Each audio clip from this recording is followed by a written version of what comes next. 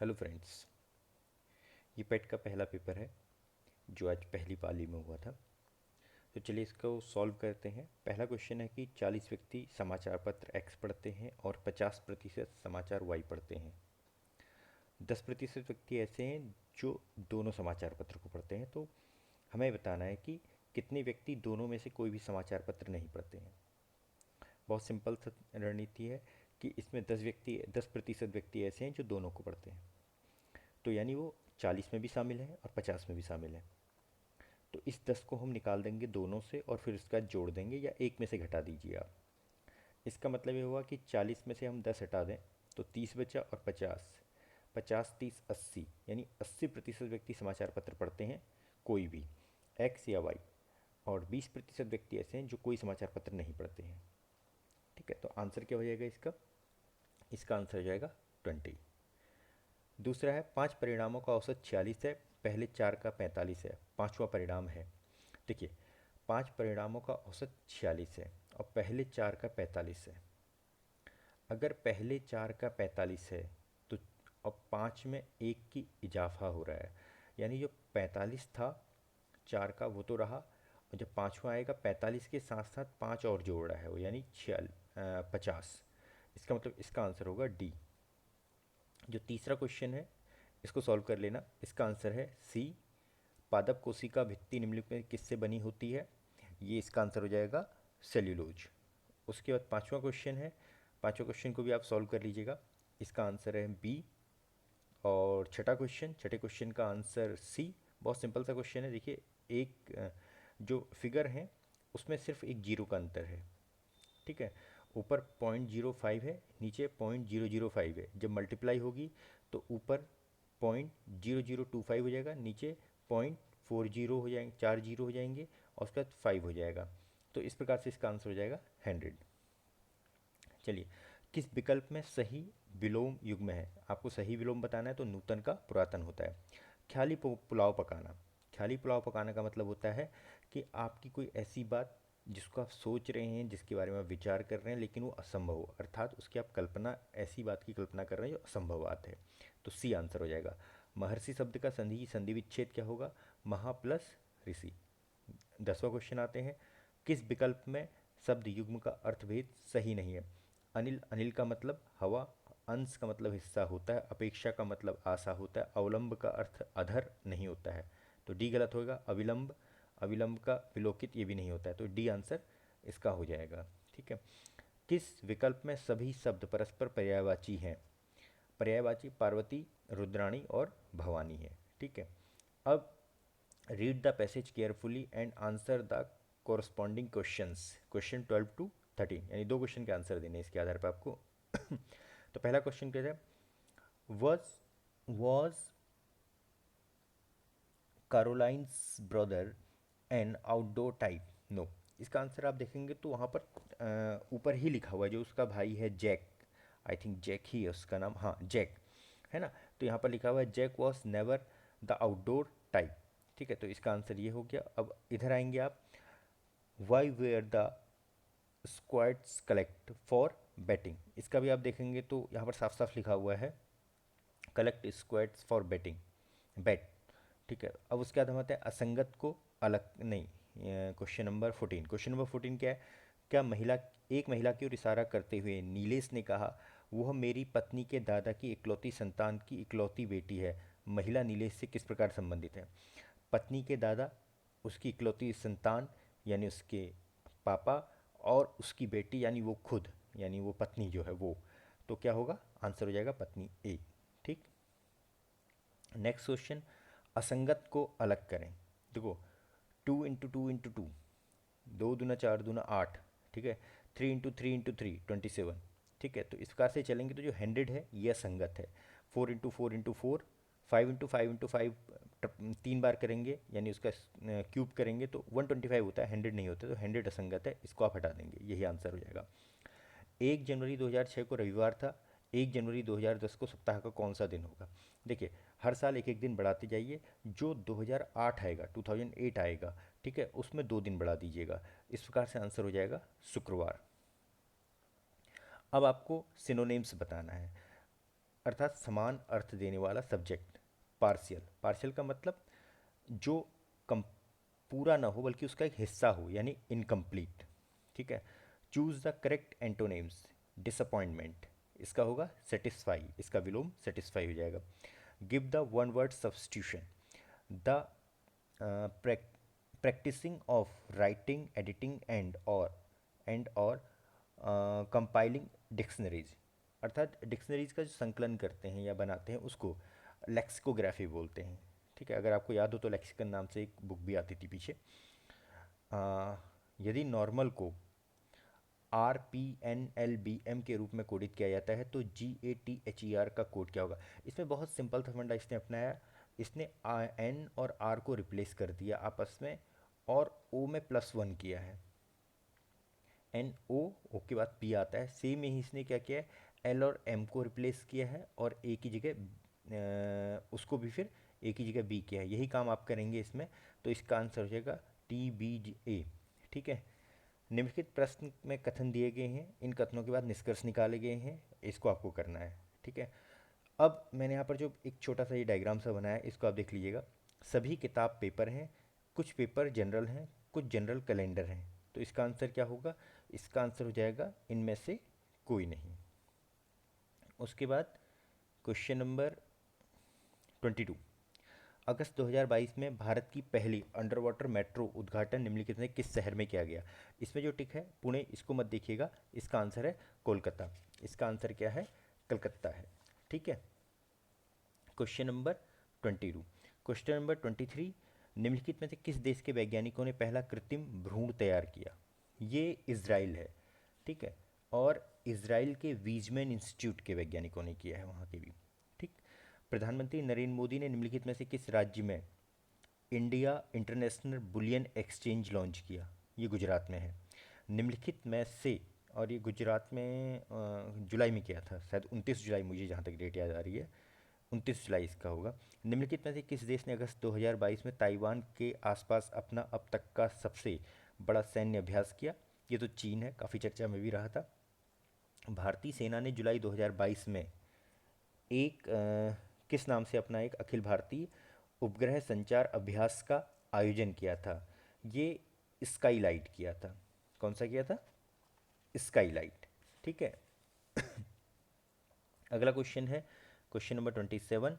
भारत के किन दो शहरों के बीच आकाशा एयरलाइन ने पहली उड़ान भरी? ये 7 अगस्त को मुंबई से अहमदाबाद के बीच, 7 अगस्त को मुंबई से अहमदाबाद के बीच। आज़ादी का अमृत महोत्सव के तहत बढ़े चलो अभियान निम्नलिखित में से किस केंद्रीय मंत्रालय द्वारा शुरू किया गया है? यह है संस्कृति मंत्रालय के द्वारा। युवाओं में देशभक्ति की भावना को जगाने के लिए किया गया है। ये बात आपको याद रखनी है। ठीक है। अब 29। निम्नलिखित में से कौन भारत का पड़ोसी देश नहीं है? तो ये ही नहीं है, म्यांमार, चीन, मालदीव, ये सब पड़ोसी देश हैं। निम्नलिखित में से किस IIT ने भारतीय भाषा प्रौद्योगिकी को आगे बढ़ाने के लिए AI फॉर भारत में नीलकेणी केंद्र की शुरुआत की है? IIT मद्रास, अर्थात आर्टिफिशियल इंटेलिजेंसी। ठीक है। जो कृत्रिम बुद्धिमत्ता है उसका उपयोग किया है भारतीय भाषाओं में टेक्नोलॉजी को बढ़ावा देने के लिए। ठीक। किस केंद्रीय मंत्री की अध्यक्षता में चंडीगढ़ में नस्ली दवाओं की तस्करी और राष्ट्रीय सुरक्षा पर एक राष्ट्रीय सम्मेलन आयोजित किया गया? अमित शाह। अमित शाह की अध्यक्षता में हुआ था। निम्नलिखित में से कौन सा राज्य भारत में पहला हर घर जल प्रमाणित राज्य बन गया है? गोवा। गोवा के अलावा दादरा नगर हवेली और दमन दीव भी इसमें शामिल है। ठीक है। अब आते हैं अंतर्राष्ट्रीय जैव विविधता दिवस। अंतर्राष्ट्रीय जैव विविधता दिवस 22 मई को मनाया जाता है।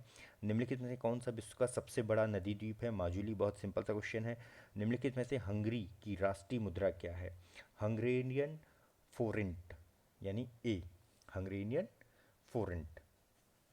ये 1946 से हंगरी की राष्ट्रीय मुद्रा है।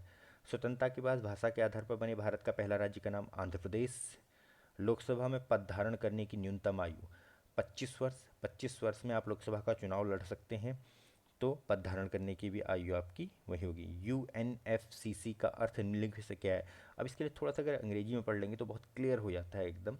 यह है United nation framework convention on climate change. अब यूएनएफसीसी का जो कार्यालय है वो बोन, जर्मनी में है। नौटंकी निम्नलिखित में किस राज्य का लोक नृत्य है? उत्तर प्रदेश का। अंतर्राष्ट्रीय ओलंपिक समिति का मुख्यालय, अंतर्राष्ट्रीय ओलंपिक समिति का मुख्यालय है स्विट्जरलैंड, स्विट्जरलैंड में भी लुसाने में है। ठीक है। निम्नलिखित में से किसने प्रसिद्ध पुस्तक पावर्स ऑफ द माइंड लिखी है? ये गुलजार नहीं है, इसका आंसर है स्वामी विवेकानंद, स्वामी विवेकानंद। अब एक पूरा एक पैराग्राफ दिया है, आपको इसको पढ़ना है, साहित्य के ऊपर है और इसके आधार पर आपको आंसर देना है। साहित्य अपने दायित्व का निर्वाह किस प्रकार पूरा करता है? अब जो साहित्य है वो अपने दायित्व का निर्वाह दुष्प्रभावों को सामने लाकर पूरा करता है, यानी आंसर होगा बी।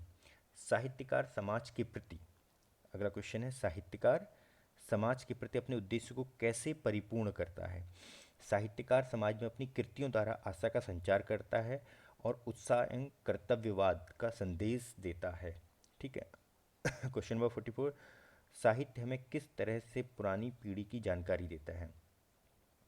राष्ट्र का इतिहास, गरिमा, संस्कृति, सभ्यता, पूर्वजों के विचार, अनुसंधान आदि।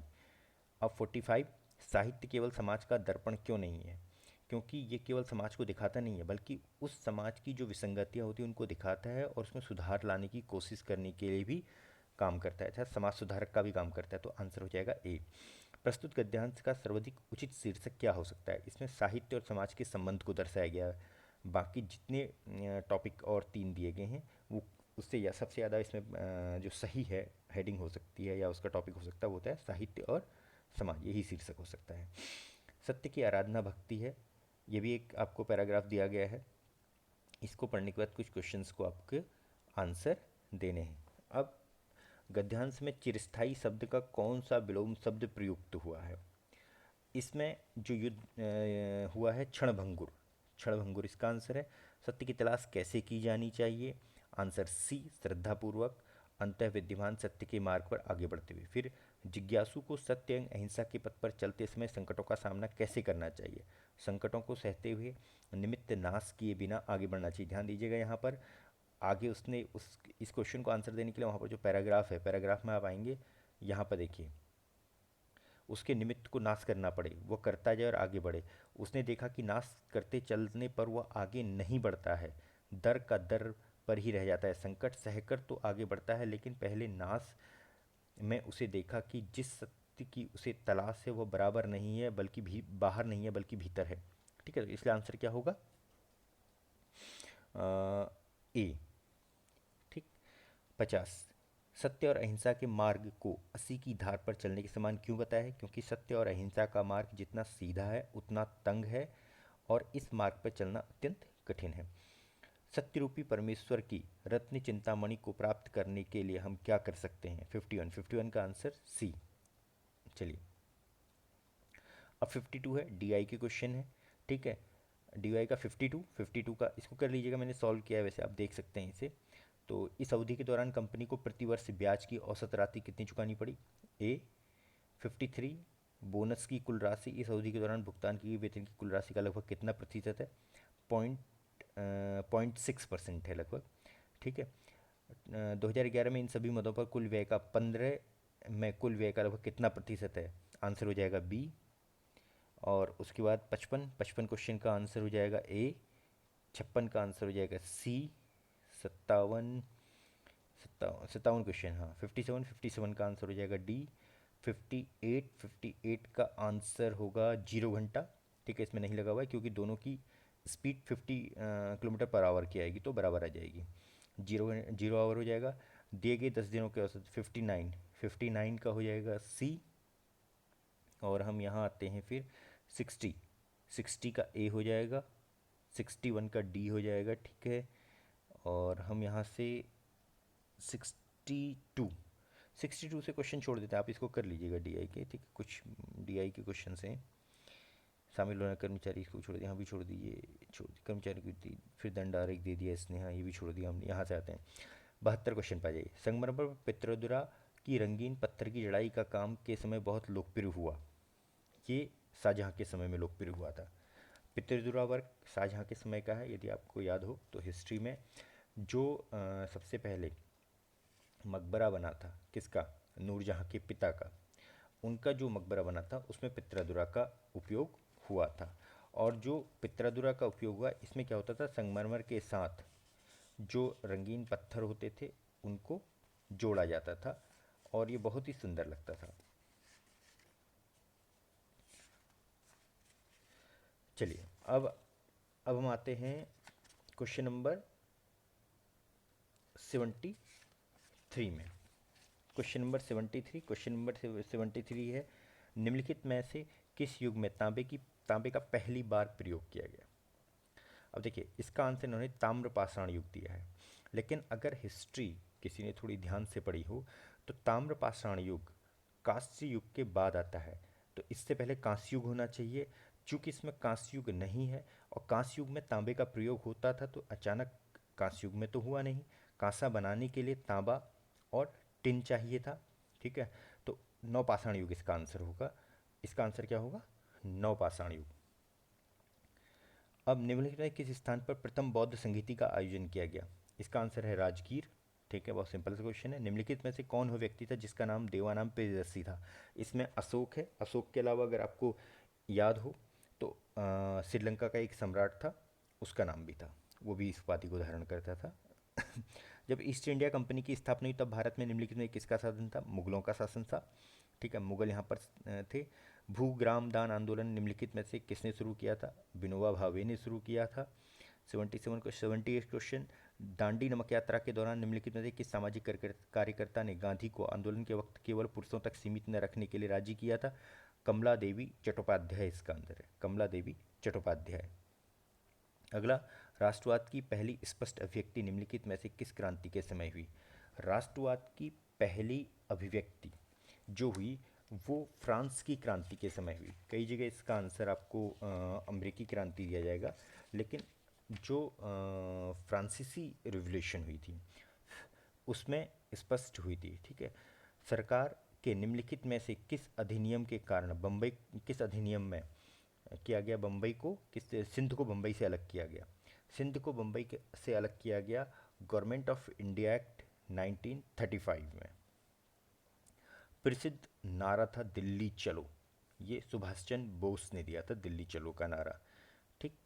अब उसके बाद हम यहाँ आते हैं 82 क्वेश्चन, निम्नलिखित में से कौन जनसंख्या वितरण को प्रभावित करने वाला आर्थिक कारण नहीं है।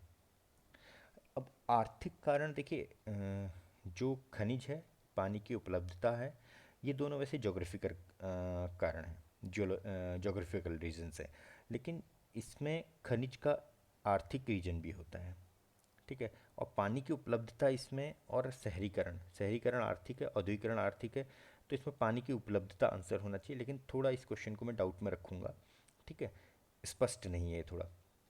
विश्व की सबसे ऊंची चोटी माउंट एवरेस्ट के बीच स्थित है। माउंट एवरेस्ट तिब्बत और नेपाल के बीच में स्थित है। निम्नलिखित में से भारत में अक्टूबर की गर्मी का मुख्य कारण क्या है।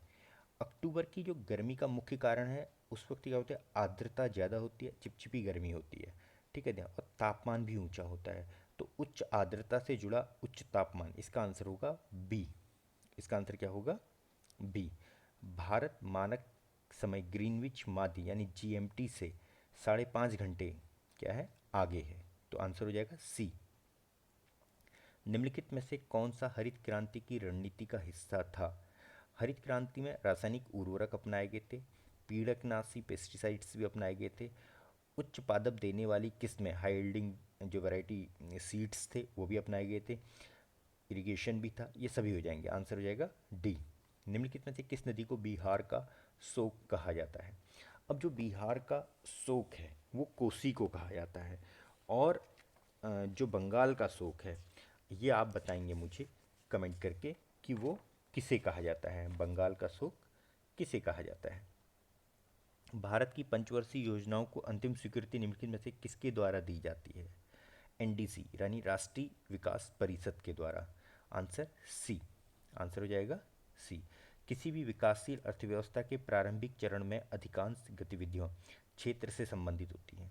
किसी भी विकासशील अर्थव्यवस्था है तो उसकी जो प्रारंभिक चरण में कृषि उत्पादन जो होता है, यानी जो प्राइमरी सेक्टर होता है, ठीक है, उसकी गतिविधियाँ ज़्यादा होती हैं। ठीक, अब उसके बाद हम आते हैं क्वेश्चन नंबर 90। निम्नलिखित में से कौन एक वाणिज्यिक बैंक नहीं है? सिडबी, ठीक है, एच डी एफ सी यानी ICICI है, SBI है और HSBC है। SIDBI, small industrial development bank of India. SIDBI का हेडक्वार्टर कहाँ है, मुख्यालय कहाँ है, ये भी आप मुझे कमेंट करके बताइए। निम्नलिखित में कौन सा सार्वजनिक क्षेत्र का उपक्रम संसद के तहत एक विशेष कानून पारित करके स्थापित किया गया है?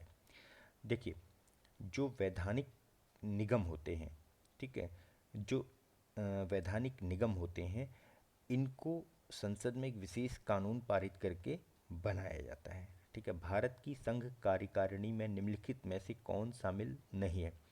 संघ की कार्यकारिणी, तो जो राज्य के मुख्यमंत्री हैं, ठीक, ये उसमें शामिल होंगे या नहीं होंगे, मुझे बताइएगा।